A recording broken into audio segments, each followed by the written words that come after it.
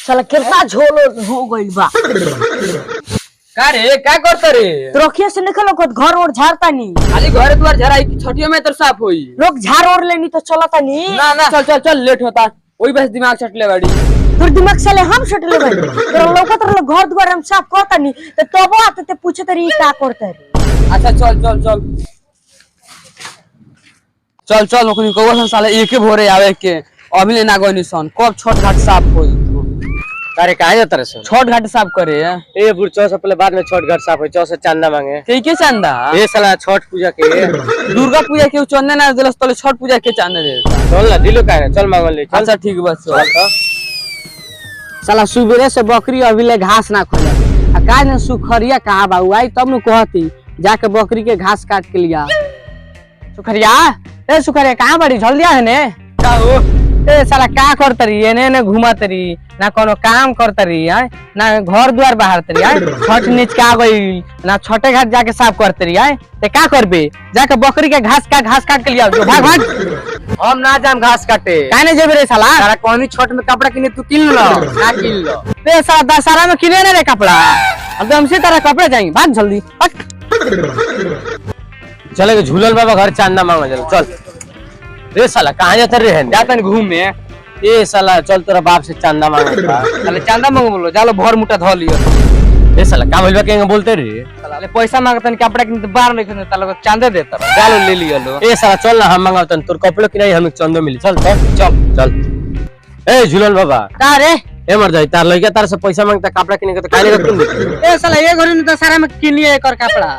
ए मर दो इसे का बोल छठ नजदीक आइल बा किन दो कपड़ा। अच्छा ये बताओ सन टनी के काय खातिर आइल बरसो? ए मर जाइल बन छठ पूजा के चंदा मांगे। छठ घर साफ हो गई?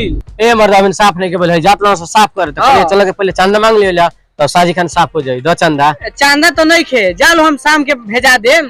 ठीक बा चल। ए सुन चल घरे चल साले एगो कपड़ा ना किनी तो पूरा गांव में जाके जना दिलिए ना काम ना धंधा बा देव फुटानी चाहिए। चल तोरा घरे बताओ तू।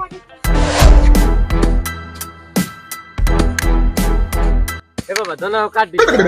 रादल बाबू तल से लेदी ना कटाई।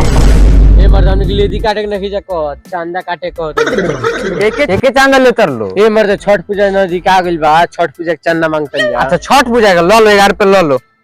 ना मर्द 11 रुपए देबो जा लो ठीक बा लेदी काटो।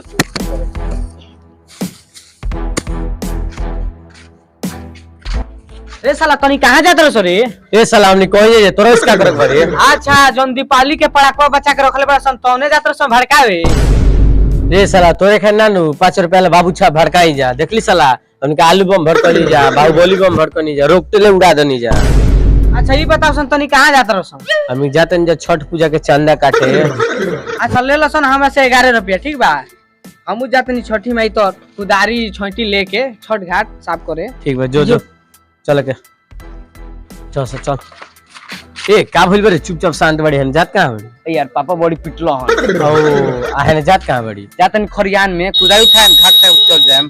ठीक बा जो ए छोड़ यार कब ले चंदा सुनो ले चलो छठ घाट साफ करे जितने सवेरे साफ कर दिले तब नहीं छुटकारा मिल जाई। अरे लाल उजर से रंग दियल जाई। चल पड़े चल जल्दी साफ कर देली तो हम लेकिन आराम रही तब आके बम बम भड़कावल चल चल के। साला हमार लइका दारू पिया था ई तो सोचे वाला बात हो गई। साला पूरा गांव में हम नाक कटवा दे। भाई का रे तेरे कपड़ा नहीं कि नहीं छठ के पैसा रखले पड़ी कि किन दी? छठ आइल बा तो छठ के कोनो सामान नहीं है कि नहीं तो ले तार कपड़ा किन जाके अपने बाबूजी से किनवा। ए मर्द कहां मर रहा हो? कर साला तू दारू पिया तरी ए मर्द तरस के कदम दारू पियतन हम दारू को तो हाथों ना लगे। झूठ बोल बे तो साला पूरा हमारे गांव में नाक कटवा देले बाटे। ए मर्द तरस के कहता दारू पियतन हम दारू ना पिए नहीं।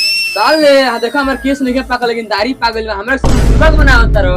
ए मर्द तेरा विश्वास नहीं हो देखा एकरा से पूछो तनी अब बता दे हम का दारू पी ले। जा पापा पियलन तो ते पियली। बे साला हम कहां दारू पिए नहीं रे। पियला ना। ए मर्द चलो चलो एक पेक मार कर। अरे बाप रे बाप दोनों कोरिया बारह सौ दारू पी के पैसा उड़ा देता सो वही से कहत नहीं काहे नहीं पैसा बाचत रोको बताओ। भागो बाबूजी।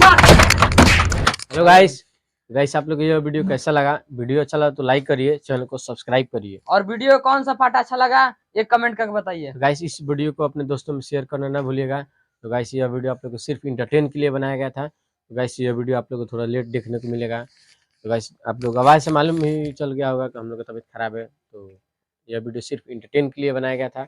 हम लोग मिलते हैं तब तक के लिए जल्द ही नेक्स्ट वीडियो में। लव यू ऑल, तब तक के लिए बाय बाय।